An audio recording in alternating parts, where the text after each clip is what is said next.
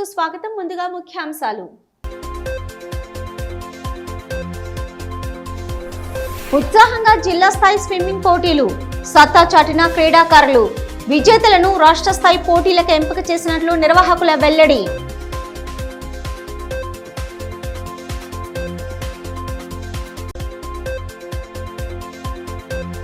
మధ్యాహ్న భోజన కార్మికుల సమస్యలను వెంటనే పరిష్కరించాలి.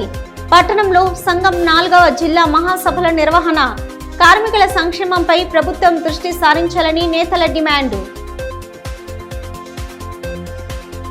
మధ్యాహ్న భోజన పథకం కార్మికులకు కాంగ్రెస్ ప్రభుత్వం ఎన్నికల సమయంలో ఇచ్చిన హామీలను వెంటనే నెరవేర్చాలని ఆ సంఘం రాష్ట్ర అధ్యక్షురాలు ప్రేమ పావని డిమాండ్ చేశారు. ఆదివారం ఆదిలాబాద్లోని బజరంగ్ హాల్లో నిర్వహించిన సంఘం జిల్లా 4వ మహాసభలో ఆమె పాల్గొన్నారు. ఈ సందర్భంగా కార్మికులు ఎదుర్కొంటున్న సమస్యలు, భవిష్యత్తు కార్యాచరణపై సుదీర్ఘంగా చర్చించారు. మధ్యాహ్న భోజన పథకాన్ని ప్రైవేటు వ్యక్తులకు అప్పగించే ప్రయత్నాలను విరమించుకోవాలని సంఘం రాష్ట్ర అధ్యక్షురాలు ప్రేమ పావని అన్నారు. కార్మికులకు కనీస వేతనంతో పాటు ఉద్యోగ భద్రత కల్పించాలన్నారు. ఇచ్చిన హామీలను నెరవేర్చని పక్షంలో పెద్ద ఎత్తున ఆందోళనలు చేపడతామని హెచ్చరించారు. తెలంగాణ మధ్యాహ్న భోజన పథకం వర్కర్స్ యూనియన్ హైదరాబాద్ జిల్లా 4వ మహాసభల సందర్భంగా అధ్యక్షత వహిస్తున్నటువంటి ముఖ్యంగా మనము రాష్ట్ర వ్యాప్తంగా మన రాష్ట్రంలో 24,200 పాఠశాలలు ఉన్నాయి. దాంట్లో సుమారు 46,141 మంది వంట కార్మికులు పనిచేస్తూ ఉన్నారు. అదేవిధంగా దాదాపు 16 లక్షల మంది విద్యార్థులకు మన భోజనాలు అందజేస్తూ ఉన్నాం. కాకపోతే ఈ దేశంలో లేకపోతే మన రాష్ట్రంలో అత్యంత తక్కువ పారితోషికం వచ్చే కార్మికులు ఎవరన్నా ఉన్నారు అని అనుకుంటే వంట కార్మికులు మాత్రమే. 1000 రూపాయలు మాత్రమే మన చేతికి ఈరోజు సెంట్రల్ గవర్నమెంట్ 600, రాష్ట్ర గవర్నమెంట్ 400 రూపాయలు ఇస్తూ ఉంది. మనం పోరాటం చేసిన తర్వాత ఏఐటీసీగా మనం ఒక 70 రోజుల పాటు రాష్ట్ర వ్యాప్తంగా చేసినటువంటి పోరాట ఫలితంగా 2,000 అదనంగా ఇస్తాము అని చెప్పేసి ఆనాటి బీఆర్ఎస్ ప్రభుత్వం చెప్పడము ప్రస్తుతం అది నడుస్తూ ఉంది. కాకపోతే ఈరోజు మనం డిమాండ్ చేస్తుంది మెయిన్గా కాంగ్రెస్ పార్టీ ఎన్నికల్లో మా ప్రభుత్వం అధికారంలోకి వస్తే 10,000 రూపాయల వేతనం ఇస్తాం వంట కార్మికులకని ఏదైతే హామీ ఇచ్చున్నారో దాన్ని మీరు నెరవేర్చండి. 2.5 సంవత్సరాలు దాటినా కూడా ఇంతవరకు ఆ ప్రస్తావన రావట్లేదు. కాబట్టి ఖచ్చితంగా 10,000 వేతనం అనేటువంటిది వంట కార్మికులకు ఇవ్వాలనేటువంటిది మనకు ప్రధానమైనటువంటి డిమాండ్. దాంతోపాటుగా మన రాష్ట్రంలో దేశంలో కానివ్వండి ఈ యొక్క మధ్యాహ్న భోజనాన్ని ప్రైవేటు అంటే సంస్థలకు అప్పగించరాలనేది మన ప్రధానమైనటువంటి డిమాండ్. మన తెలంగాణ మధ్యాహ్న భోజన వర్కర్స్ యూనియన్ ఏఐటీసీ యొక్క ప్రధానమైన డిమాండ్ ప్రైవేటు వ్యక్తులకు అప్పగించరాదు అని. కాకపోతే నెమ్మదిగా కొన్ని చోట్ల అమలు చేస్తూ ఉన్నారు. దాన్ని ఎక్కడికక్కడ మన వంట కార్మికులు అడ్డుకొని ఖమ్మం జిల్లా కొన్ని జిల్లాల్లో అడ్డుకోవటం వల్ల అది రాలేదు. కానీ మహబూబ్నగర్ ఇట్లాంటి చోట కొన్ని చోట్ల అక్షయ పాత్ర ద్వారా కొంత అది జరుగుతూ ఉంది. మధ్యాహ్న భోజనం సరఫరా జరుగుతూ ఉంది. ఇప్పుడు కూడా ఏంటంటే చాప కింద నీరులాగా రేవంత్ రెడ్డి గారు ప్రభుత్వం ఏదో కొండ నాలిక మందేస్తే ఉన్న నాలిక ఊడిపోయినట్టుగా మనము ఈ మధ్యాహ్న భోజనానికి మీరు నిధులు పెంచండి, దీన్ని మంచిగా పిల్లలకి పౌష్టికాహారం ఇచ్చే విధంగా మాకు వేతనాలు పెంచండి, దీనికి వాళ్ళకి ఇచ్చేటువంటి మెచ్చార్జీలు పెంచండి అని మనం ప్రయత్నం చేస్తూ ఉంటే ఆయన సెంట్రలైజ్డ్ కిచెన్స్ ఏర్పాటు చేసేసి వేడి అన్నం మీ అందరికి పిల్లలకు పెట్టేస్తామని చెప్పి ఒక ప్రయత్నం చేస్తూ ఉన్నాం. డిఏ, పిఆర్సీ, సిపిఎస్ రద్దు, ప్రభుత్వ పాఠశాలల్లో నెలకొన్న ఉద్యోగ, ఉపాధ్యాయ, పెన్షనర్ల సమస్యల సాధన కోసం తెలంగాణ ప్రాంత ఉపాధ్యాయ సంఘం రాష్ట్ర శాఖ కార్యాచరణలో భాగంగా ఈ నెల 14న జిల్లా కలెక్టరేట్ వద్ద పెద్ద ఎత్తున ధర్నా నిర్వహించనున్నట్లు తపస్ జిల్లా అధ్యక్ష ప్రధాన కార్యదర్శులు సునీల్ చౌహాన్, వలభోజు గోపీకృష్ణ తెలిపారు. జిల్లాలోని ఉపాధ్యాయులు స్వచ్ఛందంగా హాజరై ధర్నాను విజయవంతం చేయాలని పిలుపునిచ్చారు. ఆదివారం స్థానికంగా ఏర్పాటు చేసిన మీడియా సమావేశంలో నేతలు పాల్గొని ధర్నా వివరాలను తెలియజేశారు. సమావేశంలో సంఘం జిల్లా ఉపాధ్యక్షులు దొంతుల విలాస్, జిల్లా కార్యదర్శి చెదల రాజేష్ పాల్గొన్నారు. రాష్ట్ర శాఖ ఇచ్చినటువంటి పిలుపు మేరకు ఈ నెల 14వ తారీఖు మంగళవారం రోజున మేము ఆదిలాబాద్ జిల్లా కలెక్టరేట్ ముందు పెద్ద ఎత్తున ధర్నా కార్యక్రమాన్ని నిర్వహిస్తున్నాము.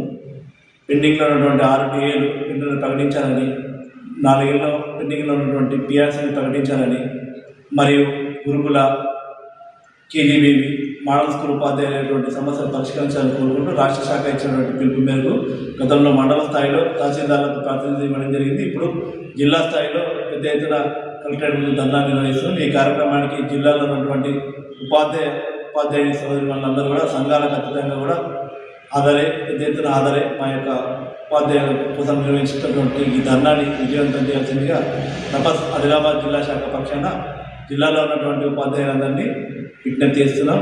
ఫీజు రియంబర్స్మెంట్ పథకాన్ని ఎత్తివేయాలని ప్రభుత్వం కుట్ర చేస్తుందని ఏబీవీపీ జిల్లా కన్వీనర్ బద ఆదిత్య రెడ్డి ఆరోపించారు. 11,000 కోట్ల బకాయిలను వెంటనే విడుదల చేయాలని డిమాండ్ చేశారు. ఈ నేపథ్యంలో జూలై 14న రాష్ట్ర వ్యాప్తంగా జూనియర్ కాలేజీల నుంచి యూనివర్సిటీల వరకు ఏబీవీపీ బంద్కు పిలుపునిస్తున్నట్లు పట్టణంలో ఏర్పాటు చేసిన మీడియా సమావేశంలో వెల్లడించారు.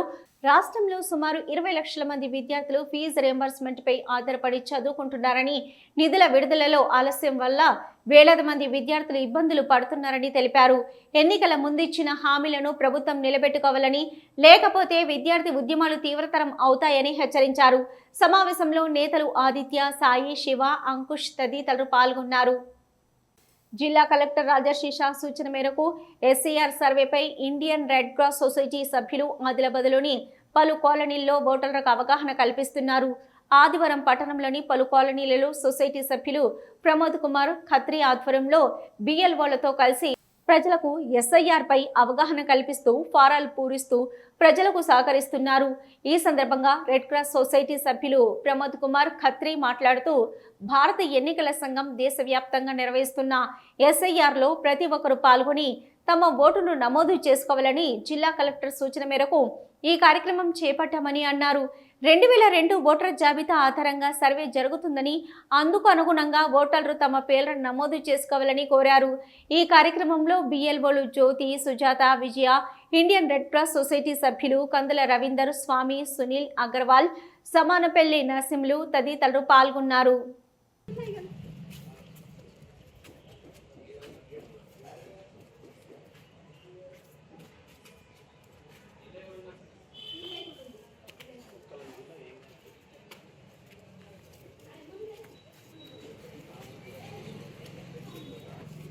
గడువులోగా ఎన్యుమరేషన్ ఫారాలు నింపి బిఎల్ఓలకు అందించి డిజిటలైజేషన్ పూర్తి చేసేలా బిఎల్ఏ 2లు సూపర్వైజర్లు, పార్టీ నేతలు కృషి చేయాలని ఎంఐఎం పట్టణ అధ్యక్షుడు నజీర్ అహ్మద్ సూచించారు. ఆదిలాబాద్లోని పలు వార్డులలో జరుగుతున్న ఎస్ఐఆర్ ప్రక్రియను ఆయన పరిశీలించారు. ఎన్యుమరేషన్ ఫారాలు నింపడంలో ఉన్న సందేహాలను నివృత్తి చేశారు. బిఎల్ఓలతో అనుసంధానంగా పనిచేస్తూ నింపిన వెంటనే డిజిటలైజేషన్ చేయించాలని సూచించారు.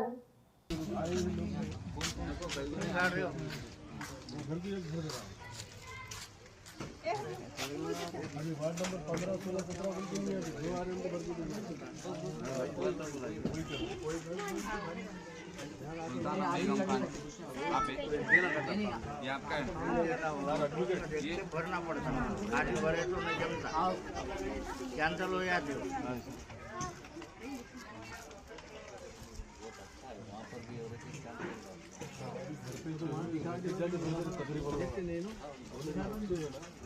ఆదిలాబాద్ స్విమ్మింగ్ అసోసియేషన్ ఆధ్వర్యంలో 11వ జూనియర్ సబ్ జూనియర్ పోటీలు ఉత్సాహంగా సాగాయి. స్థానిక ఓక్లే ఇంటర్నేషనల్ స్కూల్లో జరిగిన పోటీలలో క్రీడాకారులు పాల్గొని అత్యుత్తమ ప్రతిభ కనబరిచారు. అసోసియేషన్ అధ్యక్ష ప్రధాన కార్యదర్శులు సాయిని రవికుమార్, కొమ్ము కృష్ణకుమార్, ఆదిత్య ఖండేష్కర్, కోచ్లు శ్రీనివాస్ గౌడ్, చంద్రకాంత్ పాల్గొన్నారు. పోటీల్లో ఉత్తమ ప్రతిభ కనబరిచిన విజేతలకు అతిథులు పతకాలు అందించి అభినందించారు. విజేతలు ఈ నెల 18, 19 తేదీలలో గచ్చిబౌలిలోని స్విమ్మింగ్ పూల్లో జరగనున్న రాష్ట్ర స్థాయి పోటీలలో పాల్గొంటారని అసోసియేషన్ అధ్యక్షులు సాయిని రవికుమార్ తెలిపారు.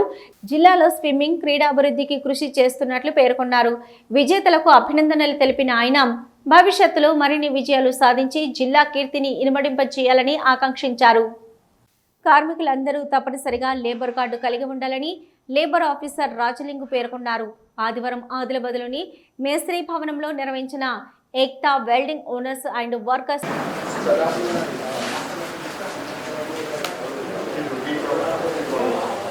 మీకు తెలిసిన వాళ్ళు, మీ బంధువులు కానీ, మీ సేవలు కానీ, వాళ్ళకి అందరికీ తెలియదు.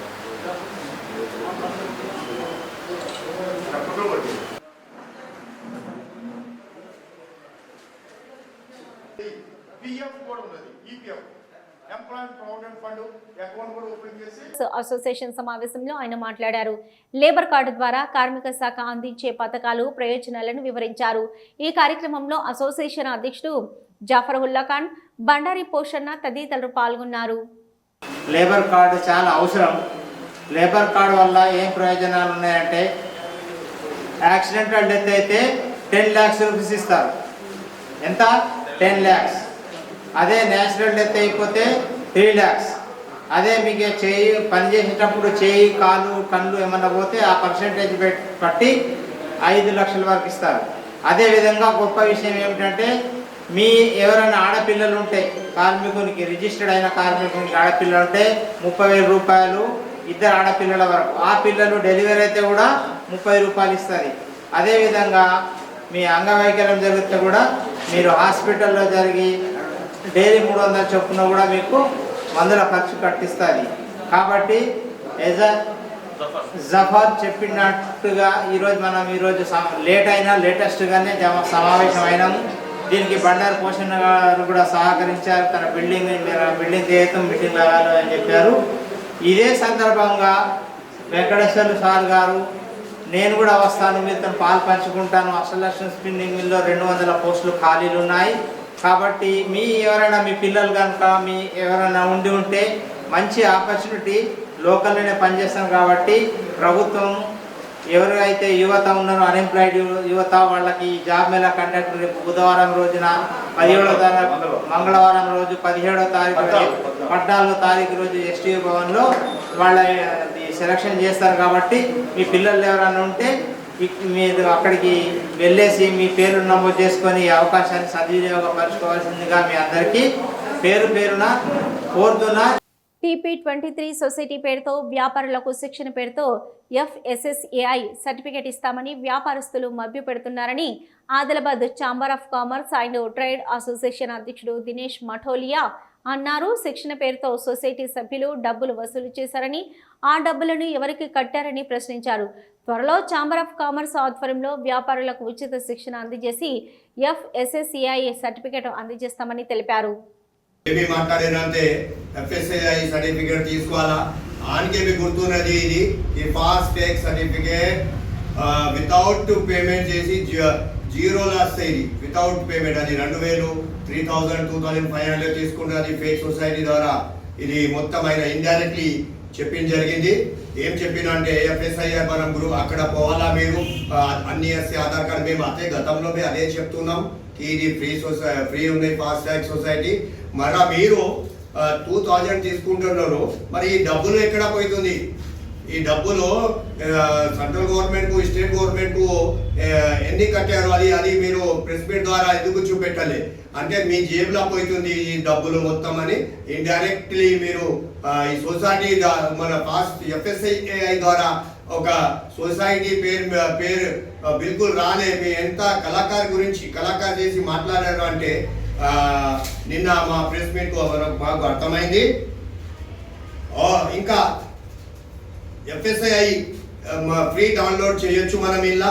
అది మాకు మేడం అమృతాశ్రీ మేడం అది ఇవి మాకు చెప్పింది. ఏ జిల్లాలో కాలేదని నేను గతంలో చెప్పిన ఈ FSSAI గురించి మా లెటర్ ద్వారా కంప్లీట్ ఇచ్చిన జరిగింది. గతంలో మేము ఒక పెద్ద సెమినార్ చేస్తున్నాము ఫ్రీ వితౌట్ పేమెంట్గా మేము ఒక పెద్ద సెమినార్ చేయడం జరుగుతుంది. మళ్ళా మీరు మోహన్ గారు అది ఎందుకు చెప్పలే? మీ మీద గతంలో ఎన్ని కేసు ఉన్నది, సొసైటీ మీద ఎన్ని కేసు ఉన్నది అది చెప్పలే. అది చెప్పాలన్నా మీరు. ఆ తర్వాత మీరు TP23 హైదరాబాద్లో ఉన్నది ఇది సొసైటీ, మరి TP24 గుంటూరులో ఉన్నది, మరి దీనిలో ఒరిజినల్ ఏది అది ఇవి చెప్పలే మీరు. ఇంకా రెండవది నేను గతంలో అది చెప్పిన ప్రతి వ్యాపారికి మీరు డబ్బులు ఇవ్వద్దు, ఇది ఫ్రీ చేపిస్తాం మేము. और हम जब SP साहब से जब हम फर्स्ट टाइम मिले थे, जब उन्होंने सबको प्रॉमिस किया था कि आपको कोई भी टॉर्चर करेगा या कोई भी लीगल वसूली करेगा आप या हमसे संपर्क करें या फिर आप 100 को फोन करिए बोल के हमको सब व्यापारियों को बताया गया। मैं सबको एक ही बात बोलना चाहूंगा कि आपके पास ऐसे लोग आएंगे तो आप 100 को फोन करिए। ముఖ్యాంశాలు మరొకసారి చూద్దాం. ఉత్సాహంగా జిల్లా స్థాయి స్విమ్మింగ్ పోటీలు, సత్తా చాటిన క్రీడాకారులు, విజేతలను రాష్ట్ర స్థాయి పోటీలకు ఎంపిక చేసినట్లు నిర్వాహకుల వెల్లడి.